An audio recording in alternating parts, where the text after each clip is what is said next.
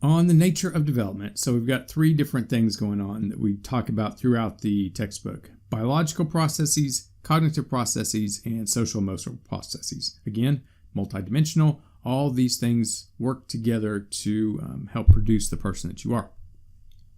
Some theories will just look at one of them, but again, it is all three of these things. The biology is going to be your physical nature, your genes. The cognitive is mental processes such as thoughts, intelligence, language. It's also the changes that you experience with those throughout the lifespan. And then social emotional, these are processes that involve changes for an individual with their relationships, their changes with other people, changes in emotions, changes in personality. That all falls under social emotional. Again, they all work together. And the textbook is divided up into these chapters. So we'll have, like, for infancy, I think it's 3 is biological and cognitive, and then chapter 4 is the social emotional, if I remember correctly. Again, yes, they are all inextricably intertwined.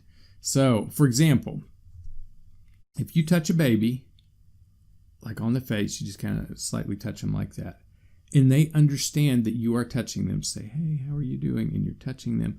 They will respond by smiling to you. And so what's going on there is you have the biological, you have the cognitive, and you have the social emotional. The physical, that's the biological, the touch. The cognitive, them understanding that you are touching them with intention, positive intention. And then their social emotional reaction is displaying that positive emotion. So these things all work together all the time in almost all the interactions that you have with other people. The periods of development. So these are what we will go through in the textbook. Like, I think infancy's 3 and 4, childhood's 5 and 6, early childhood is, and then middle, late, adolescence, and 3 sections on adulthood. Conceptions of age, how old you are physically. This is going to be your chronological age. So how old you are physically related to your birthday, your chronological age. There's biological age, which is how old you are in terms of your biological health. So, for example, let's say you're a smoker. You're going to be older than a person biologically than a person that's not a smoker. Your psychological age, basically how mature are you, how you compare to other people at your age in adaptive capabilities. So some people are more mature. They mature earlier. Some people mature later. Some people aren't really adults until they're 35. Social age, how connected you are to others, how connected you are to the community, how involved you are in the community. Your social roles, those are all going to be related to your social age. Related to this, the idea of age is that older people are happier than younger people. So older people are happier, on average, happier than younger people. Why do you think that is? That is a good discussion question. If your group wants to discuss that and pose it as a question for the other groups, I have some thoughts on it that I'll give to you after you've maybe had a chance to discuss it yourselves. Related to this, there's 3 developmental patterns for aging that the book discusses. There's normal aging, pathological aging, and successful aging. Normal aging, this is going to be most individuals. You peak in early middle age, and then you're stable until the late 50s. And then you start to have kind of a decline. Like we were talking about earlier, you go up, you have the plateau, and then you're just trying to regulate the losses. That's going to be normal aging. Pathological aging is a greater than average decline, and it'll happen earlier. So you'll go up, you'll start to have it, and then you'll have a steep decline. Early onset Alzheimer's would be an example of this. Might have mild cognitive impairment earlier, 30s, 40s. Successful aging, this is what you're aiming for. Hopefully, this is what you would like to do. It is a positive physical, cognitive, and social emotional development is maintained longer throughout the lifespan.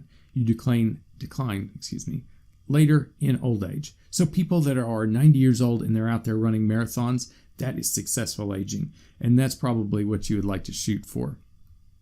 And this is another reason to study development, so that you can find ways, mechanisms to try to keep what you've got for as long as you can. All right. Also, with the nature of development, they talk a little bit about nature and nurture. It's both. This used to be something that people debated, is it more nature, more nurture? There's not a lot of that debate anymore. We all, not all of us, but most of us understand that it is the interaction between the two that creates the person that you are. They're inextricably linked. You can't really parse out the two. Nature, this is your biological inheritance. This is your genes. The nurture, environmental experiences, what you experience in your environment. Something else that you'll hear related to this is the idea of stability versus change in a person. It involves the degree to which early traits and characteristics persist throughout the lifespan, and basically how much capacity do we have for change. There is a discussion question that kind of goes into this. Do we change, or are we born a certain way, hardwired a certain way, and that's who we are throughout our lifespan? So, for example, the book talks a little bit about the Unabomber. He was kind of a weird, awkward kid, maybe because of his genes, and so maybe because of these, he was hardwired to become the Unabomber as an adult. That's one way of looking at it, that he was hardwired, and that's who he was going to be. Or the other way of looking at it is that he had environmental experiences, things that shaped the way he was to become the Unabomber. So this idea of stability versus change, basically, do we change throughout the lifespan, or are we the same person that we've always been? And so that's a good discussion question if you'd like to talk about that too.